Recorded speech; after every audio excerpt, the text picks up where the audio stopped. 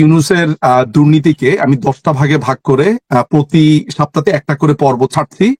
তো গত সপ্তাহে যে পর্বটা ছিল সেটা হচ্ছে যে সে তার পরিবারকে কিভাবে আর্থিকভাবে লাভবান করেছে, কিভাবে আপনার গ্রামীণ গ্রামীণ ব্যাংকের এমডি হওয়ার পর তার যে বাবার একটা প্রতিষ্ঠান ছিল প্যাকেজিং কর্পোরেশন লিমিটেড, সেই কর্পোরেশনকে সে কিভাবে লোন দিয়েছে, লোন মকুব করেছে, সুদ মকুব করেছে।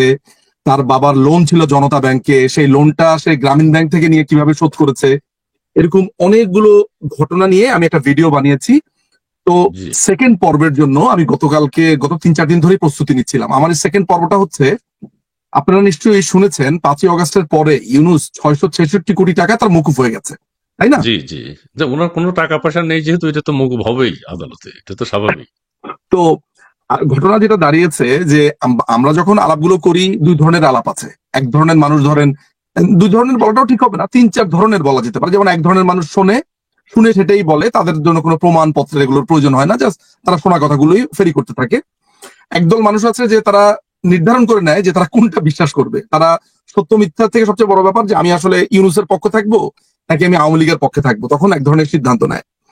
কিছু মানুষ আছে যারা ইনভেস্টিগেশন করে, যারা সত্যটা জানতে চায়, যারা একদম পুরো ঘটনাটা জানতে চায়। আমার মনে হয় আমি 3য় নম্বর দলটার মধ্যে পড়ি।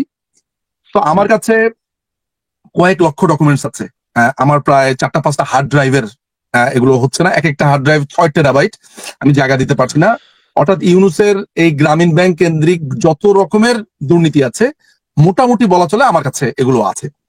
তো আমি আপনাদেরকে কিছু ইনফরমেশন দিতে চাই যে তার তো আসলে কোনো টাকা পয়সা নেই। একটা মজার ব্যাপার আপনাদেরকে বলি, 2011 এবং 2012 অর্থ বছরে ইউনূস ব্যক্তিগতভাবে ইনকাম করে 56,50,00,000 টাকা। ওই একই বছরে সে আরেকটা খাতে ইনকাম করে, এগুলো ব্যক্তিগত ইনকাম, 5,02,00,000 টাকা। আর 1.17 আরেকটা খাতে সে ইনকাম করে 5,69,000 টাকা। এটা হচ্ছে 2011 থেকে 12 অর্থ বছরের তার এই 3টা ইনকামের হিসাব। সে করেছে কি, হিসাব করে দেখলো যে এই টাকাটা যদি আমি আসলে নর্মাল ভাবে আমার ইনকাম দেখাই, তাহলে তো প্রচুর টাকা ট্যাক্স দিতে হবে। তো আপনাদের এই নয়নের মনি করলো কি, সে 3টা ট্রাস্ট বানালো, চ্যারিটেবল ট্রাস্ট বানালো। একটা নাম দিয়েছে professor doctor Mohammad Yunus trust, একটা নাম দিয়েছে ইউনূস ফ্যামিলি ট্রাস্ট, একটা নাম দিয়েছে ইউনূস সেন্টার। মাথায় রাখবেন, বাংলাদেশের আইনটা হচ্ছে যে আপনি যদি কোনো ধরনের চ্যারিটেবল ট্রাস্ট বানান, সেই সেই চ্যারিটেবল ট্রাস্টে যখন আপনার ইনকাম দিয়ে দিবেন, তখন সেই ইনকামের উপর আপনাকে কর দিতে হবে না। এটা সে জানতো আর কি। এখন মানে গোয়েন্দারা, দুর্নীতি দমন কমিশন এটাকে ফাইন্ড আউট করে বের করলো, দুর্নীতি দমন কমিশন কি আপনার এনআরবির লোকেরা বের করলো যে এই লোক ইনকাম করার পরে এগুলো ট্রাস্টে ঢুকায়, ট্রাস্টে ঢুকানোর পরে আবার এই টাকা সে ওই ট্রাস্ট থেকে তাকে দেওয়া হয়। বুঝেন নাই ব্যাপারটা? আচ্ছা আচ্ছা আচ্ছা আচ্ছা, হ্যাঁ, মানে ইনকাম করে ইনকামের ট্যাক্স দিল না, কিন্তু এটা ট্রাস্টে ঢুকিয়ে ফেললো। ট্রাস্টের টাকাটা যে ট্রাস্ট থেকে ওনাকে অনারিয়াম বা অন্য কোনো ভাবে দেয়, সেটা ট্যাক্স লাগে না। তার মানে একটা মানুষ ধরেন, আমরা কি করি, আমরা বেতন পাওয়ার পরে আমরা বাসা ভাড়া দেই বা আমাদের মর্টগেজের টাকা দেই, তাই না? আমরা ফুড কিনি, আমরা রিক্রিয়েশনের জন্য টাকা রাখি, বাচ্চাদের কিনে যদি কোথাও বেড়াতে যেতে হয় মান্থলি, আমাদের সারা মাসে একটা সুনির্দিষ্ট খরচ আছে। তো আমি যখন ইনকাম করি তখন আমার কি, ধরেন আমি সেলফ ইনকাম যদি করি তখন আমাকে সারা বছরের একটা ট্যাক্স আমি দেই। আবার যারা জব করে তাদেরকে ওই জবের থেকে টাকাটা কেটে নেয়, চাকরি থেকে টাকাটা কেটে নেয়, তার পে স্লিপের মধ্যে অটোমেটিক আসে।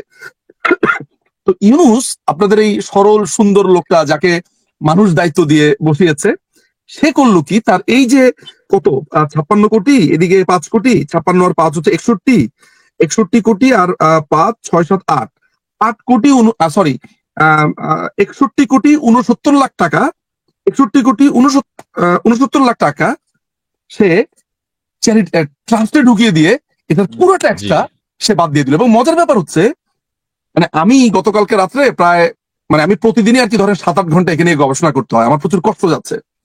তো আমি একটা মজার জিনিস বের করলাম। মজার জিনিসটা হচ্ছে, এই লোকটা একটা সাইকোপ্যাথ, মানে ইন্টারেস্টিংলি সাইকোপ্যাথ।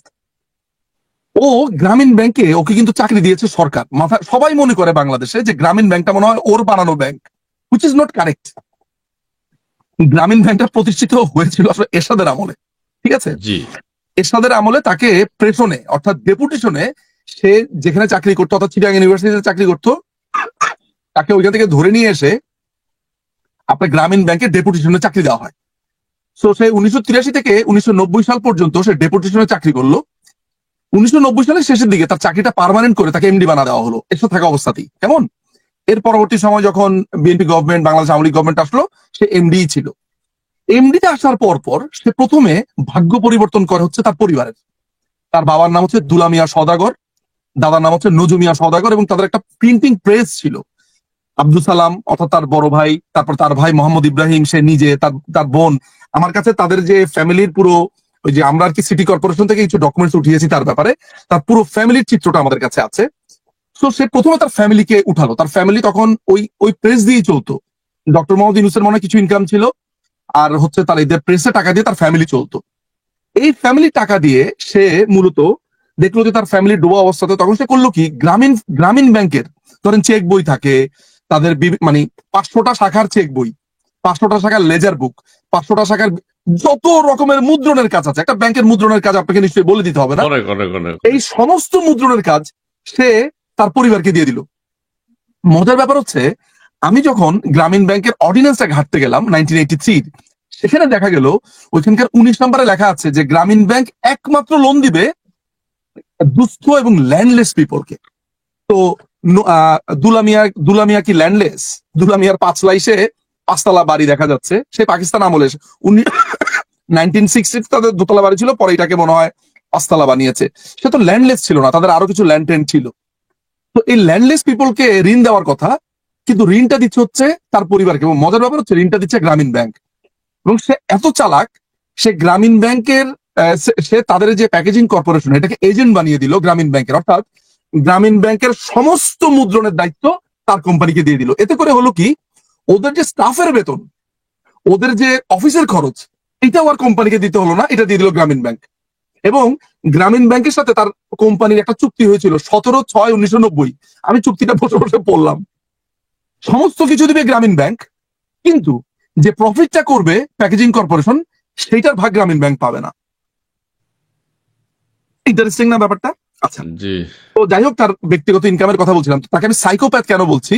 সাইকোপ্যাথ হচ্ছে, সে নিয়ম বহির্ভূত ভাবে গ্রামীণ ব্যাংক থেকে টাকা নিয়ে সে গ্রামীণ কল্যাণ করলো, গ্রামীণ কল্যাণ থেকে গ্রামীণ ফান্ড, এই যে সে প্রত্যেকটা প্রতিষ্ঠান করছে, এগুলো কিন্তু তার কোনো এখতিয়ার নাই।